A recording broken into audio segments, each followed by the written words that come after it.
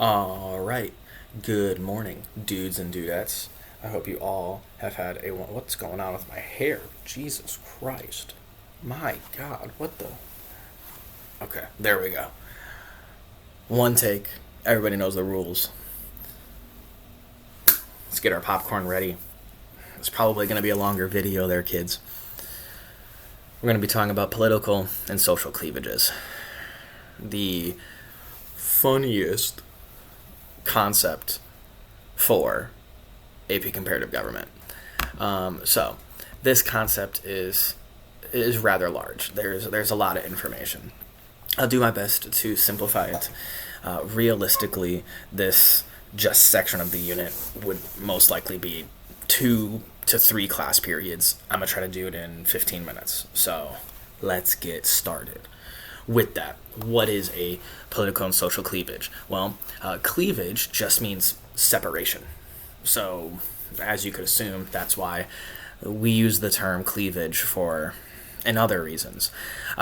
With that, we're focusing just separations based off of, realistically, the two most important here is ethnicity and religion for this class, but it can also be things as like just territory, socioeconomic class, etc. It's any type of division inside of a country that is specific to the country and typically creates problems. So let's start with one that's probably the easiest to understand. It's going to be Iran. In Iran, they have a very, very, very, very strong Shia Muslim majority. So not just a majority of people, but also politically speaking, their government is directly connected to Shia Muslim. With that, though, you have to remember that 100% of people in Iran are not Shia Muslim.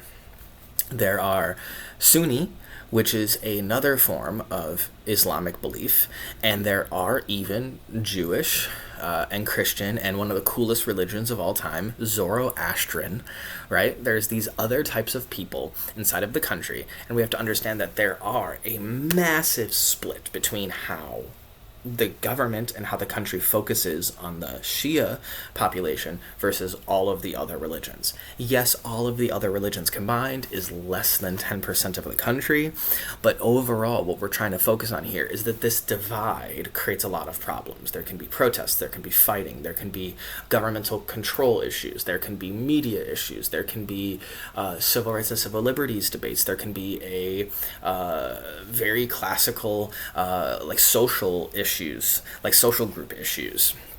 Overall speaking, is that we have this massive split because not everyone is the same ethnicity, and unlike a country like Nigeria where there are tons of different religions and tons of different ethnicities, this is reality kind of like two. You either have Shia or non-Shia.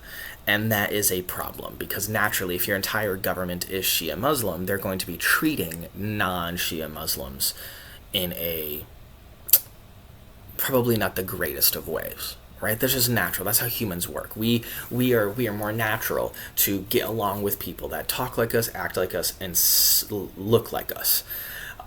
And if you don't talk, act, and look like them, then they're going to be a little bit more, not necessarily aggressive. They're just going to look at you differently, and they have in-group, out-group bias, right?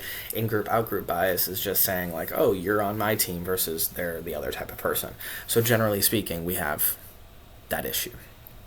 Another issue about religion is going to be Nigeria, right? Nigeria has a humongous ethnic group, 200 plus ethnic groups. There are some of the bigger ethnic groups and then the religious groups, but the bigger ethnic groups is Yoruba, Igbo, and the religious groups are tribal versus Christian versus Muslim. And typically speaking, when we see this, Nigeria is probably the easiest to actually visually see this because the north of Nigeria is Islamic and the south of Nigeria is Christian. And we can see a big connection to these social cleavages because if you look at the north of Nigeria, it is rather lacking the technology growth that we've seen inside of the past 3 decades. There has been very limited amount of civil rights, civil liberties. There has been ample amount of terrorist attacks from the Boko Haram, and there has been, generally speaking, a lack of economic opportunity in the North. In the South, we don't have those problems, and that is a very simple and easy, understandable social and political cleavage right there, is that the ethnic group division as well as the religious division breaks down into division inside of socioeconomic classes, expectations of society, how people react, right?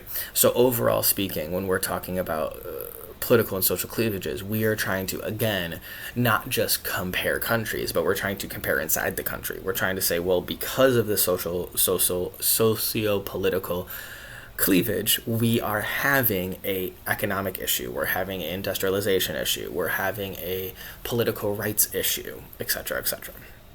So, those two are probably going to be the most commonly talked about. If you have a FRQ question about socio-political cleavages, you're probably going to pick Iran or you're going to pick Nigeria. But every once in a while in these FRQs, especially in essays, they ask you to pick a democratic and an authoritarian, which we did that already. We have Nigeria and we have Iran. But for argumentative sake, it might be easier inside of your essay to focus on 2 authoritarian regimes or 2 democratic regimes. The other one that is, I guess, fun to talk about is Mexico. Mexico has the indigenous people, and then they have the mestizos and the kind of like the whiter population. And that is, again, a north and south situation. We can say because of the connection to the United States and because of the intermingling of the European descent people of America and the indigenous people of Mexico, naturally, over generations, the people who are closer to the north or closer to the United States are going to be more of fair skin. And as well, because of the United States' large economy, the northern side is going to have more of an economical or industrial perspective. So that naturally means the northern part of Mexico is going to have more economics as well as, I guess you want to say, better growth of an economy or better growth of an industry, leading to the fact that now southern Mexico is going to have a smaller economy as well as a smaller, I guess you want to say, expectations of an economy, leading us down to potentially having some issues. And there has been some issues in the past. There has been some issues. So we're leading down this path of where the majority of these social and political cleavages are vastly different between each country. But what we can say is that this creates a informal or a indirect issue that is sometimes hard to understand if you're not inside the country, right? It would be really hard for myself to understand the religious tensions that are inside Iran. But what we can say is that we can compare how that impacts a government, because not every country has that serious of a religious tension inside of a country, to where that there's 90-something% of the population of a certain religion is going to impact how the political system works. And we can see that inside of Iran. The other is talking about how do people or citizens or governments inside of the country deal with it. Inside of Nigeria, we had terrorist organizations. Inside of Mexico, I don't really want to call them terrorist organizations. There was a group of indigenous individuals who are fighting for the indigenous perspective, and they wanted to keep the indigenous culture the way it is, and I think it's called Zapatistas. I might be pronouncing it wrong. So what we've seen is even inside of a democratic regime like Mexico, there are terrorist organizations. Even inside of Nigeria, which is a democratic regime, has terrorist organizations. So as we can see is that these political tensions and these social cleavages really cause some problems. And what we ended up seeing is that there are autonomous areas. So there are areas inside of countries to where a country just says, you know what, fine, you aren't part of our political cleavage. So we're just going to give you your area of your, like, you can do whatever you want over there. Just don't mess with us. So you can maybe think about that with like Tibet in China, to where it is part of China, but obviously they are a severely different group of individuals. We can talk about in Russia, there's a few, I guess you could talk about in Russia, but you have the like Chechnya or Caucasus regions, which are not, typically speaking, they're not Russian Orthodox or Orthodox in any way. They're typically more Muslim. We can also talk about how it is a direct connection to legitimacy, a direct connection to if a country is able to handle the ability to balance these political and social cleavages, it leads to a very strong legitimacy inside of a country, because now you're able to get the minority and the majority of people to kind of, I don't want to say be on your team, but maybe just respect the way you treat them. And if you treat them well, they're going to treat you well back, right? Treat others how you want to be treated. But obviously the opposite can happen, is if the social cleavages are conflicting, aggressive, then that's really going to undermine your legitimacy. So what we can really focus on here is we're trying to understand how the political and social cleavages have impacted each individual country. And then on top of that, we need to understand how it created generalist statements. So we can talk about separatist movements. Those are those like terrorist organizations. We've seen that in China, Iran, Nigeria, Russia, and the United Kingdom. The United Kingdom would be the IRA in Northern Ireland. Very interesting history. If you don't know about the IRA, I would highly recommend looking into the IRA, the Irish Public Army. We also can understand that there are certain groups that want their own autonomy, which we've seen inside of Mexico, which we've seen inside of Russia, which we've seen inside the United Kingdom.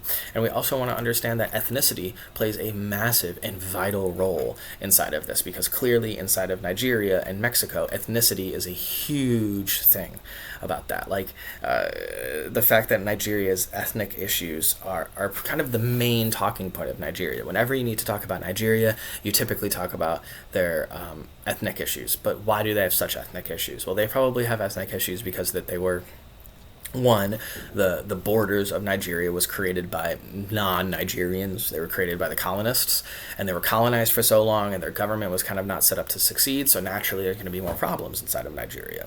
So what we can simply say is that ethnicity plays a large role into these political and social cleavages, just as much as their religious or ethno-society perspectives.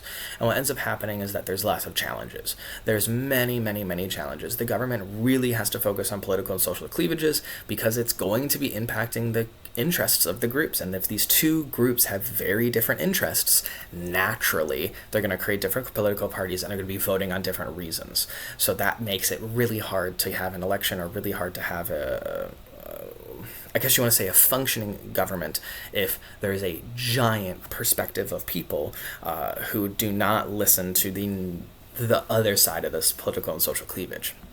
As well as this is really impact legitimacy, like I talked about earlier, is if you're kind of just downplaying the problems of the other cleavages, then they're not going to see you as legitimate, or they're not going to like you, and they're not going to want to be you in the authority seat. And then you can also just simply say that there's a lot of terrorism, intergroup war, or even for asking for a secession, right? So like the IRA wanted to secede. And generally speaking, what we're trying to get down to here is that political and social cleavages are a focus point, because it's kind of encapsulating everything that you've learned in Unit 3. We're trying to encapsulate why would a government act the way that they do. And the reason that they act the way that they do is because they have pressures from outside. And these outside pressures of different political groups, different social groups, different civil groups, different people's identity of civil liberty and civil rights, and now you have the really big one, which is political and social cleavages. This is the direct impact on why a government acts the way that they do, and we just need to have evidence on why they do what they do. So why does Nigeria do the thing that it does? Well, it's because that they have a very strong ethnic and religious social cleavage, which leads to separatist movements, which leads to so on, so on, so on. All of this has a lot of issues inside of this.